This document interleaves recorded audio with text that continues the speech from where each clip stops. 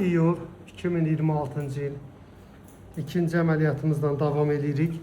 52 yaşlı xanım xəstəmizdə sol yumurtalıqdan inkişaf eləmiş 8-9 santimetrlik solid qarışıq bir törəməsi var.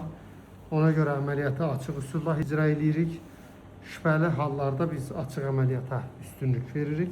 İndi ilk addımda biz uşaqlıq, hər iki yumurtalıq və uşaqlıq borularını birlikdə xaric edib göndərəcəyik təcili patolojik müayinəyə, necə deyirlər, frozen dəyərləndirməyə. Onun nəticəsinə görə əməliyyatın onkoloji həcmdə davam edib etməyəcəyinə qərar verəcəyik. Əməliyyatı icra edək, sonra təkrar görüşərik. Sonuna gəldik. Sol yumurtalıqdan inkişaf edən törəmənin az öncə bəhs etmişdim.